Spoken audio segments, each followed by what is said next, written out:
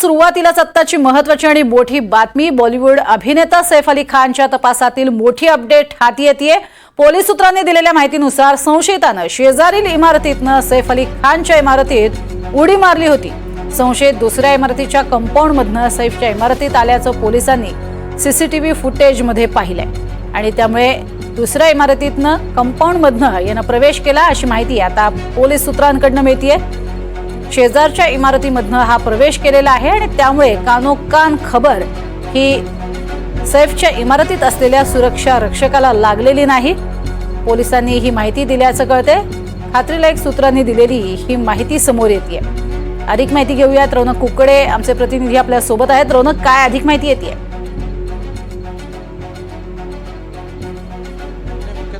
प्रज्ञा, ही जेव्हा घटना घडली त्यानंतरपासून मुंबई पोलीस सैफ अली खान यांच्या प्रिमाइसेसमध्ये जे CCTV लागलेले आहेत त्याचं सगळी माहिती जी आहे ती घेत होती। तर साधारणतः 2 तास घटनेच्या आधीपासून कोणी व्यक्ती बिल्डिंगमध्ये शिरताना दिसत नव्हता। मात्र आत्ता क्राईम ब्रांचला एक CCTV मिळाला आहे जे एकदम बाजूची बिल्डिंग आहे त्या बिल्डिंगच्या प्रिमाइसेसमध्ये जो CCTV लागलेला आहे तिथनं एक माणूस या बिल्डिंगमध्ये एंटर करताना त्या CCTVमध्ये दिसतोय। पण कारण ते एकदम रात्री 12, 12:30, 1 नंतरची जी घटना आहे आणि तिथे खूप अंधार होता अशा पद्धतीचं ते CCTV कॅमेरामध्ये एकंदरीत दृश्य दिसत आहेत। त्यामुळे मुंबई पोलिसला विश्वास आहे की 2-3 तासांमध्ये हा सगळा प्रकार जो आहे तो उघडकीस आणण्यामध्ये मुंबई पोलिसला यश येईल आणि त्या संदर्भात जी एन्क्वायरी आहे सध्या सुरू आहे। मुंबई जे बँड्रा पोलीस स्टेशन आहे तिथे करीना कपूर यांची जी मेड आहे जिने सगळ्यात पहिले त्या व्यक्तीला बघितलं होतं, तिथं स्टेटमेंट घेण्यासाठी तिला बँड्रा पोलीस स्टेशनमध्ये आणलेलं आणि पुढचं जे इन्व्हेस्टिगेशन आहे ते पोलिसांकडून केलं जात आहे। नक्कीच।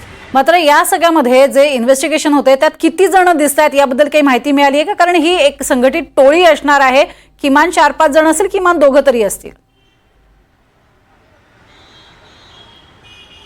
नाही प्रज्ञा, हे पोलीस या संदर्भात कुठलाही खुलासा सध्या करत नाही आहे। पोलिसांचं म्हणणं आहे की सगळ्या अँगल्सवर आम्ही तपास करतो आहे। एक माहिती जी सूत्रांच्या वतीनं उपलब्ध झाली आहे की गेल्या 2 दिवसांपासून सैफ अली खान यांच्या घरामध्ये काही फ्लोरिंगचं काम सुरू होतं आणि त्याच्यामुळे तिथे काम करणारे अनेक लोक ये जा करत होते आणि मुख्यतः जर आपण बघितलं तर सैफ अली खान यांचे जे जो घर आहे तिथे अनेक जे दरवाजे आहेत ते इलेक्ट्रॉनिक पद्धतीचे दरवाजे, म्हणजे लॉक जो आहे तो इलेक्ट्रॉनिक पद्धतीचा आहे, फिंगरप्रिंट कोडनी उघडणारा लॉक आहे। त्यामुळे त्यांच्या घरी जे मेड काम करतात त्यांनाच त्याचे कोड्स जे आहेत ते माहिती आहे आणि घरच्या लोकांना माहिती आहे। त्यामुळे इझिली कोणी हा कोड उघडेल अशा पद्धतीची शक्यता फार कमी आहे। त्यामुळे जे लोक आत्ता फ्लोरिंगचं काम करण्यासाठी तिथे ये जा करत होते त्या सगळ्या लोकांसोबत देखील मुंबई पोलिसांची एक टीम जी आहे ती इन्व्हेस्टिगेशन, त्यांचं स्टेटमेंट जे आहे ते रेकॉर्ड करण्याचा प्रयत्न करते।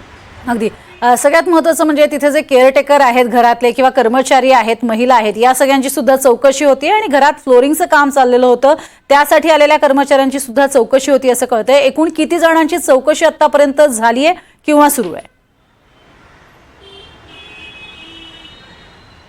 साधारणतः प्रज्ञा, या संपूर्ण प्रकरणाचा तपास करण्यासाठी 15 टीम जे आहेत, 8 क्राईम ब्रांचच्या टीम आहे आणि 7 टीम साधारणतः बँड्रा पोलीस स्टेशनच्या टीम वेगवेगळ्या पद्धतीने या संपूर्ण प्रकारची चौकशी करते। आत्ता जी माहिती उपलब्ध होते त्यानुसार जे फ्लोरिंगचं काम करणारे 5 ते 6 लोक तिथे कामाला होते त्या संपूर्ण लोकांची चौकशी सुरू आहे। एक मेड जिने त्या व्यक्तीला बघितलं होतं ज्यांनी सैफ अली खानवर हल्ला केला तिचं स्टेटमेंट रेकॉर्ड करण्यासाठी तिला बँड्रा पोलीस स्टेशनमध्ये आणलेलं आहे अशा पद्धतीची सध्या माहिती जी आहे ती उपलब्ध होते आहे।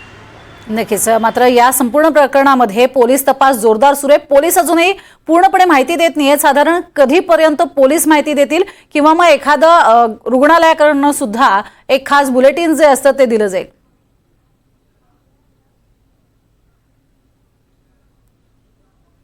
सर्जरी साधारणतः जी सैफ अली खानची प्लास्टिक सर्जरी होत होती ती पूर्ण झालेली आहे आणि 1-2 तासानंतर त्याचं जे मेडिकल बुलेटिन आहे ते मीडियाला रिलीज केलं जाईल अशा पद्धतीची माहिती उपलब्ध झालेली आहे। दुसरीकडे जर आपण मुंबई पोलिसांच्या वरिष्ठ अधिकाऱ्यांकडून जी माहिती उपलब्ध होते ऑफ रेकॉर्डमध्ये त्यांचं स्पष्ट म्हणणं आहे की 2-4 तासांमध्ये या संपूर्ण प्रकरणाचा उलगडा आहे तो आम्ही करण्यामध्ये यशस्वी ठरू, अशा पद्धतीचा विश्वास मुंबई पोलिसांचे वरिष्ठ अधिकारी व्यक्त करताना पाहायला मिळतो. नक्कीच. तुर्तास धन्यवाद या संपूर्ण माहितीसाठी रौनक.